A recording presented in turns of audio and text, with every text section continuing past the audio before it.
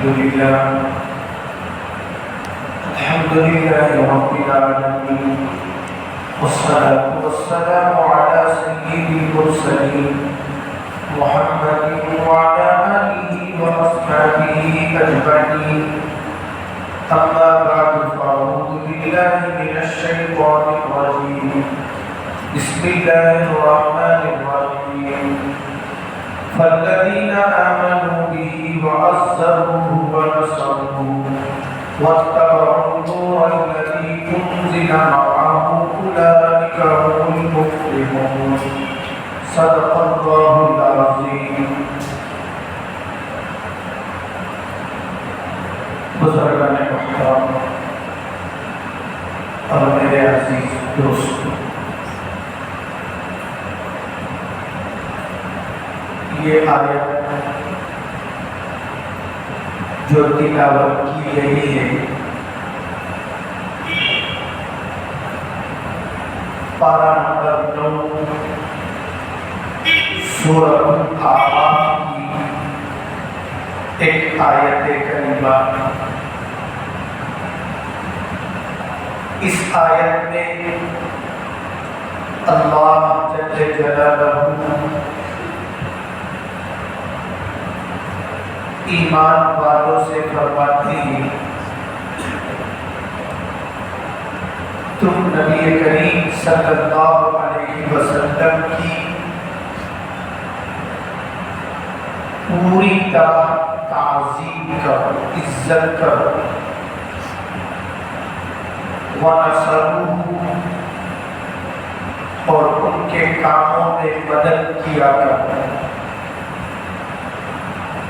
وَاتَّبَعُوا النُّورَ الَّذِي أُنزِلَ مَعَهُ اور تم ان باتوں کی اتباع کرو جن کے بارے میں ہم نے آیات نازل کی ہیں. اگر تم ان کی عزت کرو گے، ان کی مدد کرو گے، ان کی اتباع کرو گے، تو اللہ کہتے ہیں اولئک هم المفلحون، ایسے ہی لوگ کامیاب ہوتے ہیں. یہاں سب سے پہلے حضور صلی اللہ علیہ وسلم کی عظمت کا حکم دیا گیا.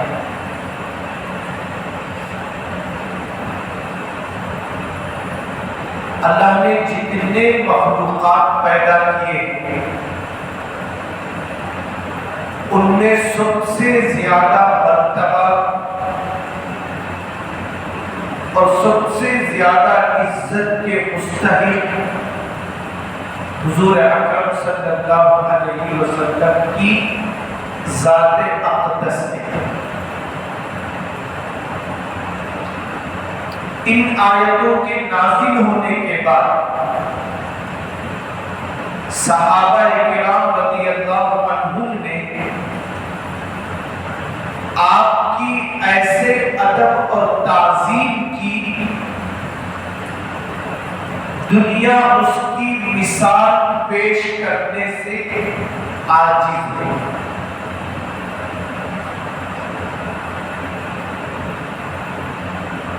ایک مرتبہ حضرت ابو بکر رضی اللہ عنہ، حضرت عمر رضی اللہ عنہ دونوں حضور صلی اللہ علیہ وسلم کے ساتھ تھے، کی مجلس میں تھے. قبیلہ بنو تمیم ایک عربوں کا مشہور قبیلہ ہے. اس قبیلے کے لوگ حضور صلی اللہ علیہ وسلم کے پاس آئے اور کہا کہ اللہ کے نبی صلی اللہ علیہ وسلم، ہماری جماعت میں کسی کو آپ ایک امیر بنا دیجیے، ہم اس کی باتوں کو مانیں، اس پر چلے.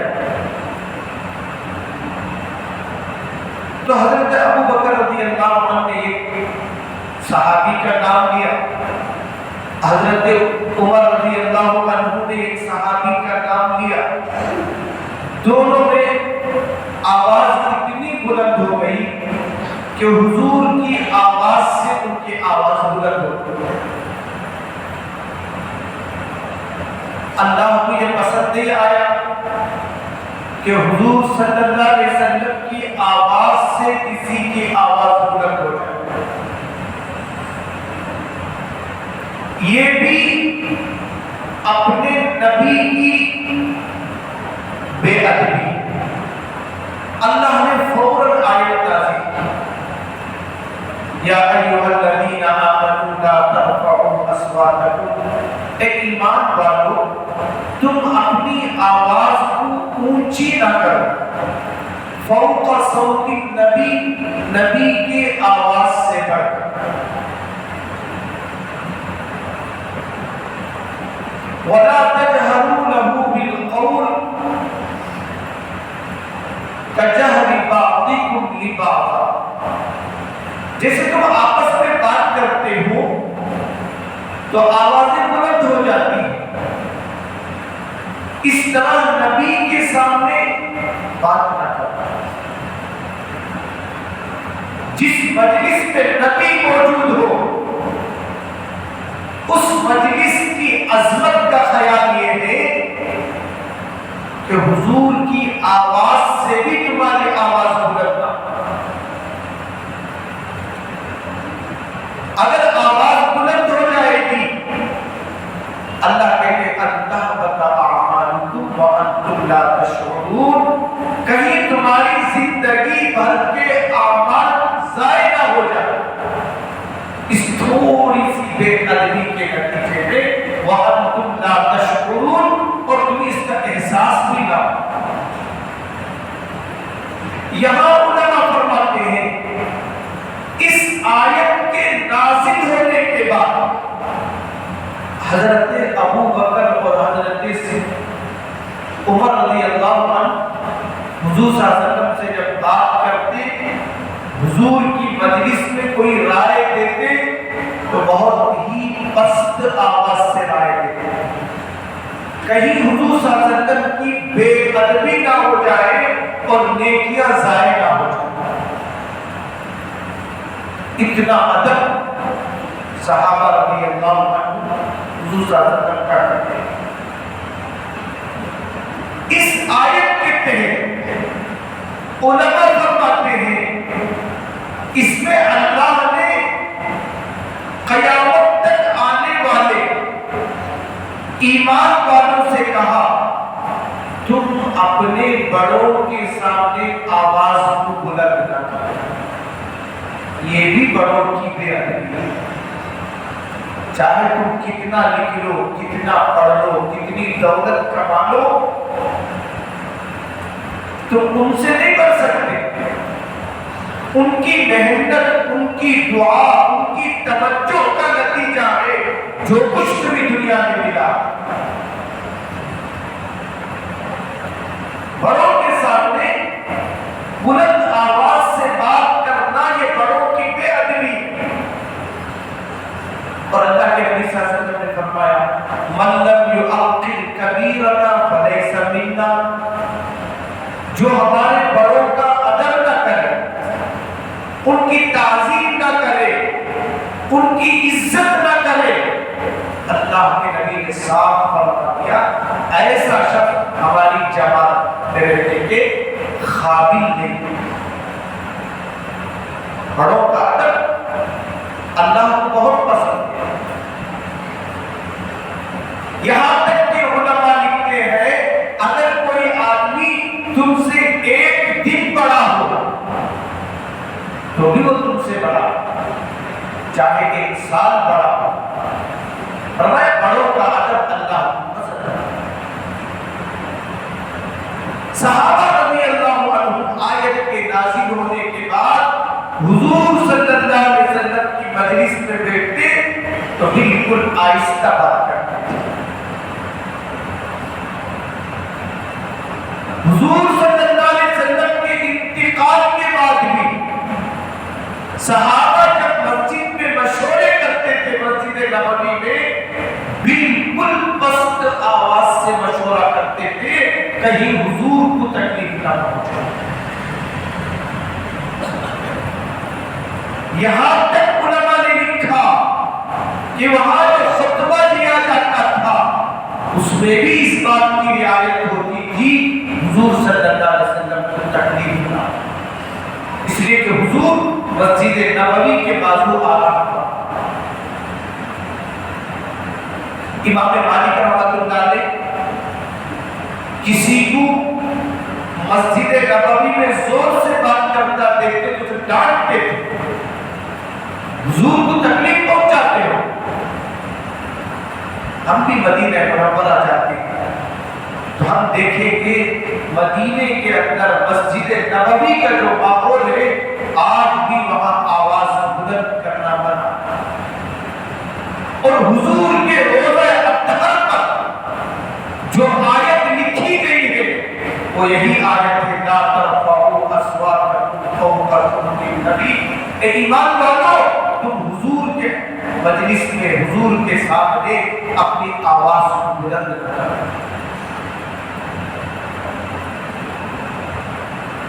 ورنہ تمہاری عبادتیں ضائع ہو جائیں گی. اللہ نے ڈانٹ دیا.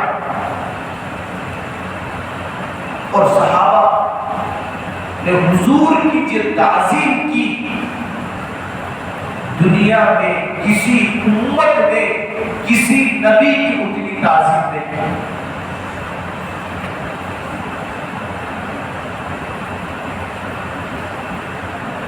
عروہ ابن مسعود ثقفی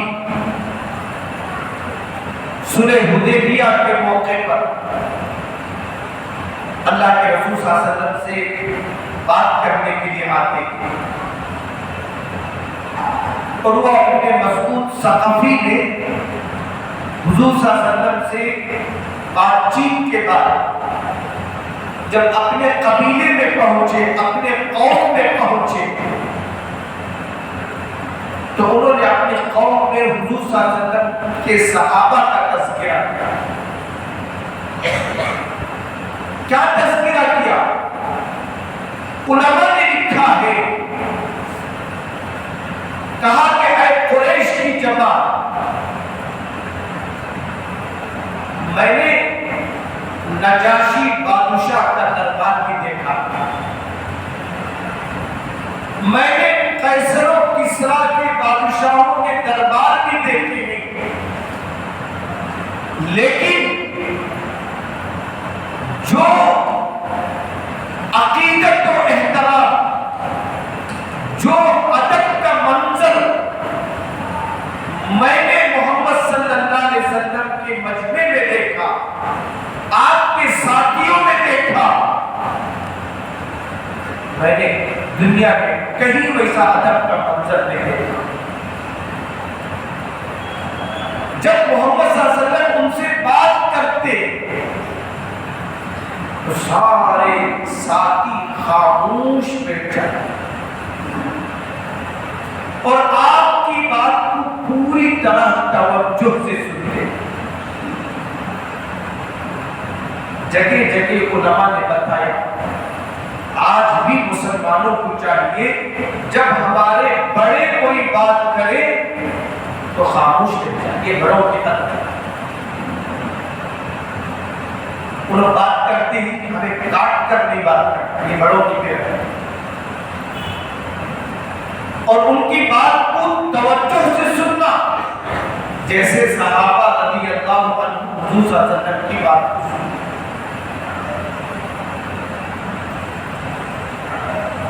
تو فرمایا کوئی صحابی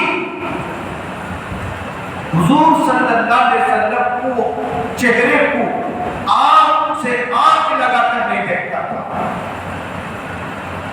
اپنی آنکھوں کو جھکائے رکھتے تھے ادب کی وجہ سے. فرمایا بڑوں کا ادب بھی یہی ہے، ان کے آنکھ سے آنکھ لگا کر کیا بات کریں. لیکن دین ادب کا نام، اگر ادب نہیں ہے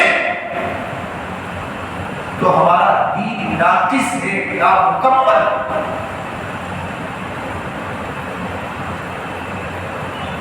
کہا کہ جب محمد صلی اللہ علیہ وسلم وضو کرتے تو میں نے دیکھا پانی کا ایک قطرہ بھی ان کے ساتھی زمین پر گرنے لگے.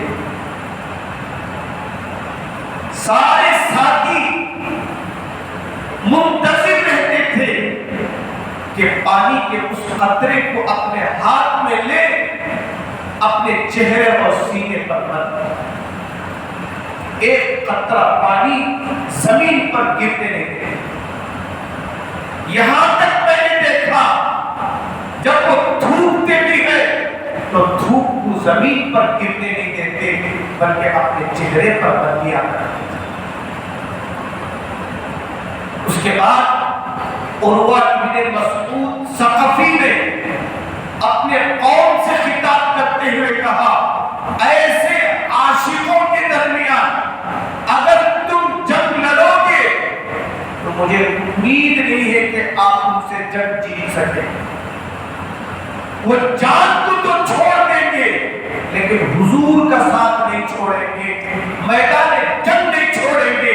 اب جنگ کرنا یا نہ کرنا تمہارے اختیار میں. صحابہ نے حضور صلی اللہ علیہ وسلم کا اس درجے احترام کیا. صحابہ نہیں, صحابہ کے بعد بھی امت میں ایسے لوگ پیدا ہوئے جن کی مثال بیان نہیں کی جا سکتی. امام مالک رحمۃ اللہ علیہ فرماتے ہیں حضرت سعید بن مسیب رحمۃ اللہ علیہ کے پاس ایک آدمی آیا اور ان سے ایک حدیث پوچھنے لگا. آج ہمارا معاشرہ ایسا ہے, حدیث سے کیا مانتا, حدیث پوچھنا تو بہت دور کی بات ہے. آج لوگوں کو جو حدیث کیا اکثروں کا جواب معلوم نہیں کیا. افسوس ہے اس زندگی پر کہ امت کو حدیث معلوم نہیں, قرآن کا پیغام نہیں معلوم. یہ جو حالات ہیں یہ ہمارے دین کی دوری کی وجہ سے. اللہ کے نبی صلی اللہ علیہ وسلم نے فرمایا جب میری امت نیکیوں سے بھاگے گی, برائیوں میں آگے بڑھے گی, اللہ دشمنوں کو مسلط کرتے ہیں. دشمن دو طرح کے, ایک دشمن جو ہمارے اوپر حکومت کرتے ہیں وہ بھی دشمن, ظالموں کو مسلط کرتے ہیں. دوسرا فرمایا خود ہمارے اپنے ہمارے دشمن بن جائے. نہ گھریلو سکون نصیب ہوگا نہ گھر کے باہر کا سکون نصیب. حدیث نہیں بات. اسی لیے بار بار علماء بیان کرتے ہیں اپنے بچوں کی ایمان بچانے کے لیے مکتب سے جوڑو. اپنی مستورات کا ایمان بچانے کے لیے انہیں مکتب میں جوڑو تاکہ اللہ اور اس کے رسول کی پیاری زندگی ہمارے اولادوں کو مستورات کو نصیب ہو جائے. جس گھر میں دین نہیں ہوگا, دین کی باتیں نہیں ہوگی, وہ گھر جہنم کی طرح ہوگا. اب وہ آدمی آیا سعید بن مسیب رحمۃ اللہ علیہ سے ایک حدیث پوچھنے لگا. تو سعید بن مسیب رحمۃ اللہ علیہ اس وقت لیٹے ہوئے تھے, بستر اٹھ کر بیٹھنے لگے اور پھر بیٹھنے کے بعد وہ حدیث بیان کرنا. ممکن ہے سعید بن مسیب رحمۃ اللہ علیہ بیمار تھے یا کمزور ہو گئے تھے. آپ اٹھ کر بیٹھنے لگے تو آپ کو تکلیف ہوئی. ان کی اس تکلیف کو دیکھ کر سوال کرنے والے نے کہا کہ حضرت آپ اٹھنے کی تکلیف گوارا نہ کریں, یہ مشقت نہ اٹھائے, بلکہ آپ لیٹے لیٹے حدیث بیان کرتے ہیں. بزرگوں ہم بھی واٹس ایپ پہ صرف حدیثیں پڑھتے ہیں.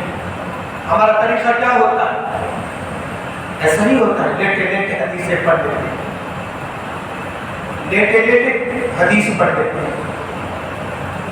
سعید بن مسیب رحمۃ اللہ علیہ نے فرمایا میرا جی نہیں چاہتا کہ آقا کے بعد تو لیٹے لیٹے بیان کر،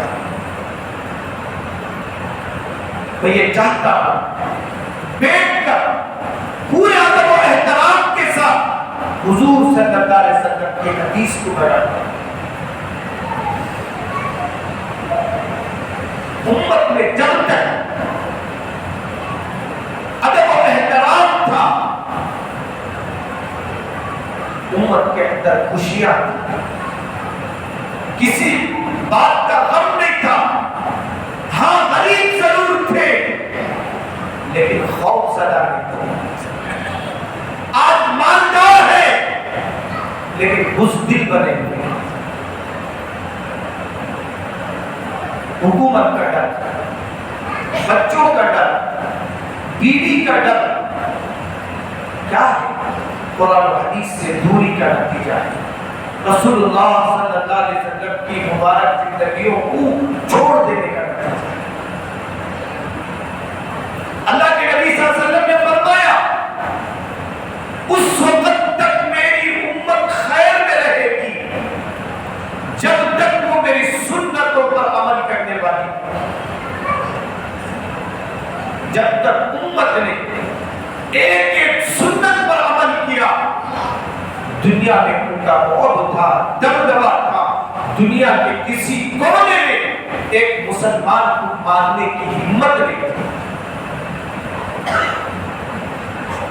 اب اللہ نے اس آیت میں پہلے امت محمدیہ سے فرمایا تمہارا سب سے پہلا فریضہ یہ ہے وَعَزَّرُوهُ، نبی کی تعظیم کرو۔ نبی کی تعظیم میں علماء نے لکھا ہے ان کے ہر بات کی تعظیم کی جائے۔ آپ صلی اللہ علیہ وسلم نے جس موقع پر جو ہدایتیں دی ہے ان ہدایتوں پر عمل کیا جائے۔ آج بھی پوری امت توبہ کر لے، پوری امت نبی کی سنت پر آ جائے تو یہ جو لوگ بیٹھے ہوئے ہیں ان کا خود بخود خاتمہ ہو جائے۔